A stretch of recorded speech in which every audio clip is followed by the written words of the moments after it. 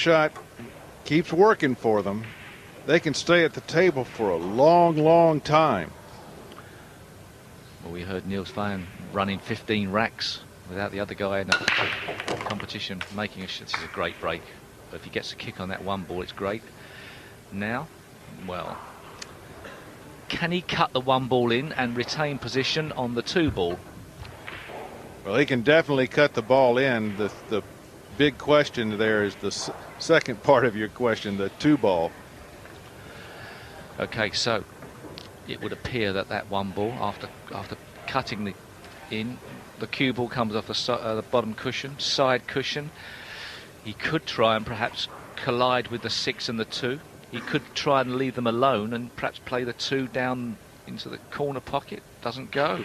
Does it go? Well, he could, of course, move the 2 ball away and leave the cue ball tied up against the 6. Is there a 2-6 combination? Doesn't look exactly on. Well, there is distance between the balls. If he gets in a position to play that, he may well choose that, Steve. The problem is that if he loses control of the cue ball and snookers himself, then he gives advantage back to Rayen. So if you don't know how it's going to end up, sometimes you're better off just playing safe. But I feel this is an opportunity at top class level that Archer's got to take on, because this is a chance, even though it's a very difficult chance, to try and run a rack. Perhaps he's going to try and move these 2 balls, I feel. Nope. He's missed the 1 ball. He missed it, trying to get good position. And he's got out. Has he got out? He's left it. He's left a shot here. But Reyes has the same problem now. And it's a little bit easier to solve from this position. But he still has that same problem. Yeah, and I think it's easier to solve for Reyes, because if the 2 goes past the 4 and he can play this 1 ball cut slow enough, it's easy position on the 2 ball. Indeed. We don't know if it does go past the 4. It looks like it probably doesn't go at all go past. From the overhead, it looked a possibility. So he's played the collision. He's missed it, and is he going to snooker himself behind the 4? I don't know. I think he's got the gap to put the 2 in the same pocket. If so, that's a massive break. I can't tell, and he's taking a long look at it. He got up awfully fast, though. He must have an angle here. I mean, he must have an alley. What a break for Reyes that ball didn't roll just another half cue ball.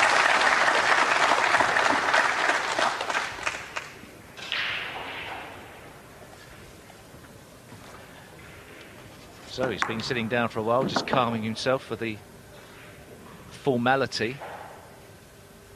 Well, Archer sat for 3 racks. Then Efren sat for 4 racks. Now, how long will Archer sit this time? 5 racks?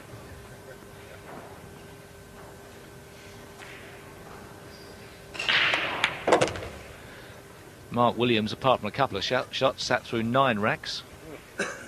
Not a nice feeling, but one that I'm sure Mark will get over.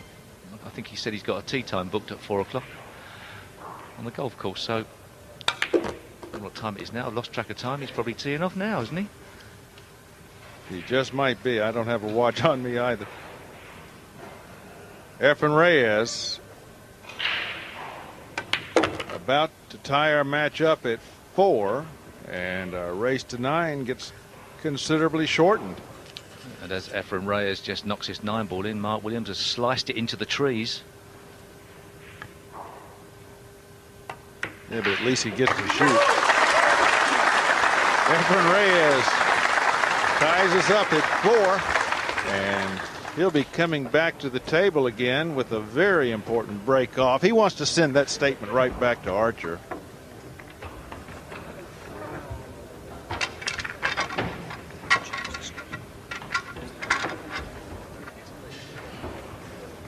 Archer sits and waits.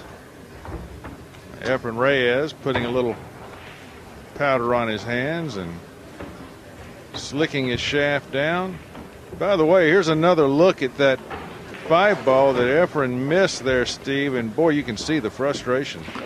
From the overhead, it looked a lot harder, but from this side shot, it looked a very easy miss. It was an easy miss. I mean, he had quite a lot of area to. From there, it looks like it could be missed. Yeah, he missed it by half a ball, though. And you can see with these pockets, even though they are a lot bigger than a snooker table, the cut of the pocket is totally different.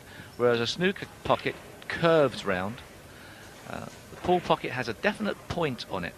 If you can hit inside the point, you pot the ball.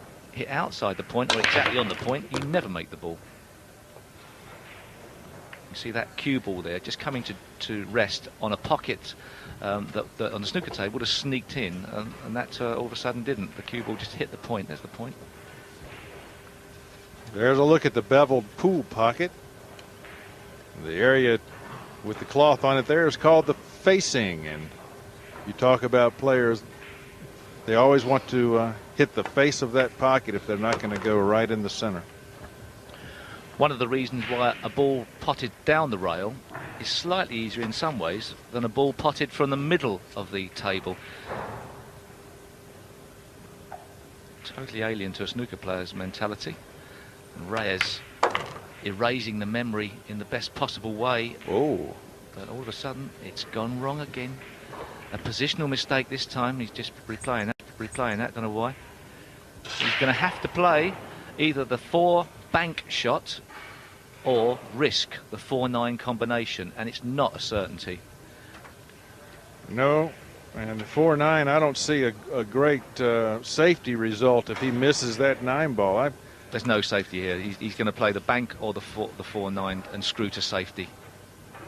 Oh, I know, but I was looking for a two-way shot on the combination so that if he missed it, that the 4 ball might roll safe. And that's going to be tough to do because he's got to hit it straight on. Whoa!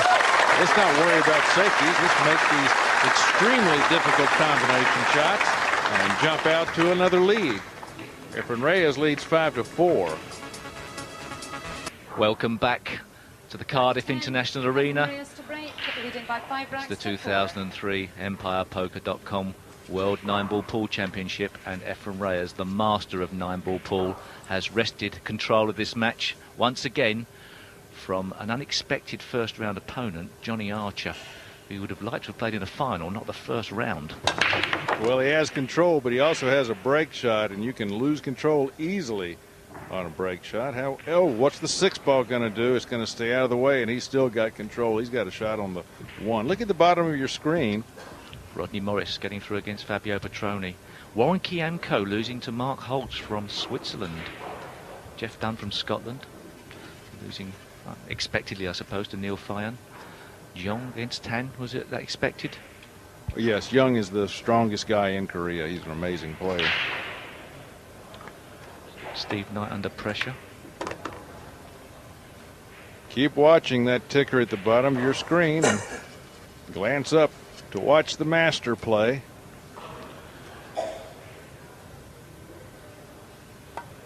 Nick Vandenberg against Kevin Smith is our next match here on the match table. Kevin Smith from England, Nick Vandenberg, part of the Moscone winning cup team, the European Cup team. A little bit of a challenge coming up on the 5 ball, depending on where the cue ball lands. Oh, he's just going to draw it straight back. Yeah, now he has a huge area to work into.